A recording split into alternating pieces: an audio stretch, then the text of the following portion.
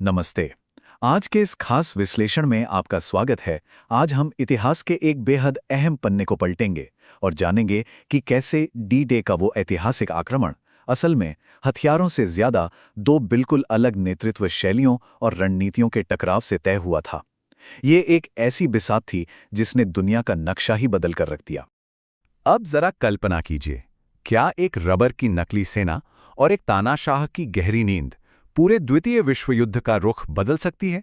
ये सुनने में किसी फिल्म की कहानी लग सकता है, लेकिन सच यही है। इस महायुद्ध के अहम मोड़ को समझने के लिए मित्र राष्ट्रों यानी अलाइड फोर्सेस और जर्मन हाई कमांड के बीच खेली गई इस रणनीतिक शतरंज को समझना बहुत जरूरी है। तो चलिए इस दिलचस्प खेल की शुरुआत से शुरू करते हैं। भाग 1, दूसरा मोर्चा खोलना, सोवियत संघ की मांग। आइए देखते हैं कि इस पूरी योजना की नींव कैसे पड़ी। इस बिसात के मोहरे 1941 में ही सजने लगे थे, जब जर्मनी ने सोवियत संघ पर धावा बोल दिया था। जोसेफ स्टालिन लगातार मांग कर रहे थे कि एलाइड फोर्सेस पश्चिमी यूरोप में एक दूसरा मोर्चा खोलें ताकि जर्मन सेना को दो हिस्सों में बंटना पड़े। 1942 आते आते खतरे को भांपते हुए हिटलर ने फ्रांस के तटों पर एक अभेद्य अटलांटिक वॉल बनाने का आदेश दे दिया।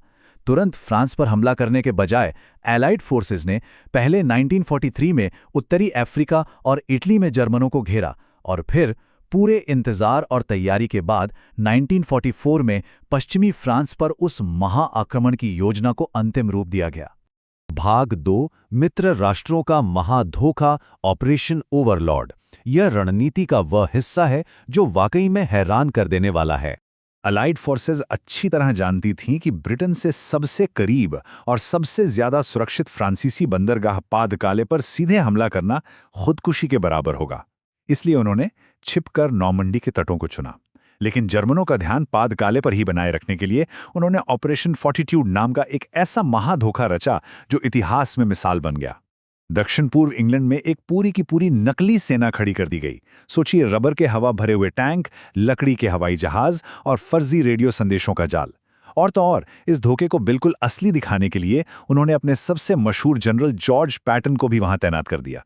ये चाल कितनी कारगर थी, इसका अंदाजा इसी बात से लगाया जा सकता है कि नॉर्मंडी पर असली हमला शुरू होने के हफ्तों बाद भी जर्मन हाईकमांड यही मानता रहा कि ये तो सिर्फ ध्यान भटकाने का एक तरीका है।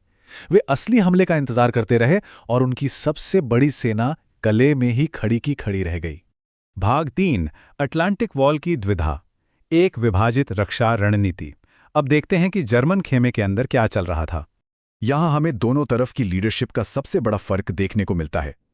जहां एलाइड फोर्सेस अपने धोखे की रणनीति में एकदम एकजुट थीं, वहीं जर्मन हाईकमांड इस विशाल अटलांटिक वॉल को बचाने के तरीके पर बुरी तरह से बटा हुआ था। फील्ड मार्शल एरविन रोमेल का साफ मानना था कि दुश्मनों को सीधे समुद्र तटों पर यानी रेत पर ही कुचलकर समंदर में वापस धकेल देना चाहिए। लेकिन बाकी जर्मन हाई कमांड की सोच एकदम उल्टी थी।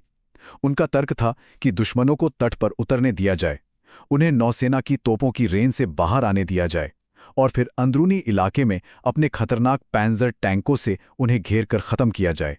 हिटलर के साथ रोमेल के रिश्ते वैसे भी कुछ खास अच्छे नहीं चल रहे थे, इसलिए उनकी इस बीच डिफेंस रणनीति को हाई कमांड ने सिरे से नकार दिया। अब रोमेल के पास कोई चारा नहीं था। उन्होंने अकेले ही नॉर्मंडी के तटों पर अपनी तरफ से खदानें और रुकावटें लगानी शुरू कर दी। इन्हीं में से एक था रोमेल्स एस्पैरागस, पानी के अंदर छुपे हुए लकड़ी के खतरनाक खंभे।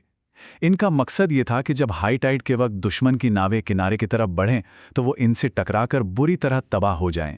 भाग 4, समुद्र तटों पर अराजकता, निर्णायक दिन। अब वो वक्त आ चुका था जब कागजी रणनीतियां जमीन पर उतरने वाली थीं। जून के उस महीने में मौसम इतना खराब था कि जर्मन अधिकारियों को पूरा यकीन हो गया था कि अगले 2 हफ्तों तक कोई हमला नहीं हो सकता। यहां तक कि खुद रोमेल भी छुट्टी पर चले गए थे। लेकिन अलाइड फोर्सेस ने मौसम के एक छोटे से साफ अंतराल को पकड़ा और 6 जून 1944 को अपना ऐतिहासिक हमला बोल दिया। उनका क्रम बिल्कुल स्पष्ट था। पहले ऑपरेशन फॉर्टिट्यूड का भ्रम, फिर आधी रात के घने अंधेरे में पैराट्रूपर्स को उतारकर दुश्मन की तोपों को शांत करना और आखिर में सुबह होते ही 1.5 लाख से ज्यादा सैनिकों के साथ समुद्र तटों पर धावा बोलना। लेकिन युद्ध के मैदान में योजनाएं हमेशा वैसी नहीं चलती जैसी कागज पर दिखती हैं। ओमाहा बीच पर जो हुआ वो इसका सबसे खौफनाक उदाहरण है। समुद्र की लहरें इतनी तेज थीं कि पानी में तैरने वाले विशेष डीडी टैंक किनारे तक पहुंचने से पहले ही डूब गए। ऊपर आसमान में घने बादलों की वजह से बमवर्षक विमान अपना निशाना चूक गए और जर्मन मशीन गन की चौकियां बिल्कुल सुरक्षित रहीं। बिना टैंक और बिना एयर सपोर्ट के ओमाहा बीच पर उतरने वाले अमेरिकी सैनिकों को उस दिन एक भयंकर तबाही का सामना करना पड़ा। भाग 5 नेतृत्व की विफलता, सोता हुआ तानाशाह। जब नारमंडी के तटों पर मौत का तांडव चल रहा था, तब बर्लिन में क्या हो रहा था? ये तथ्य किसी को भी हैरान कर सकता है।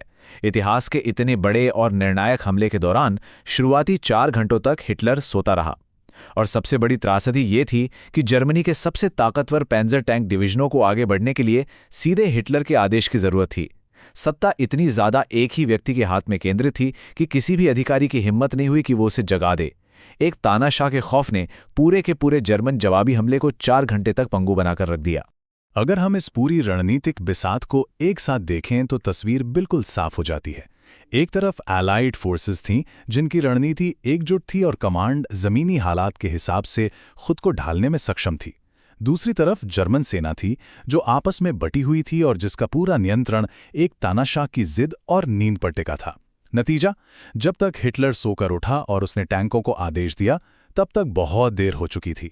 एलाइड फोर्सेस ने समुद्र तटों पर अपनी पकड़ मजबूत कर ली थी और अभेद्य माने जाने वाले अटलांटिक वॉल को भेद दिया था।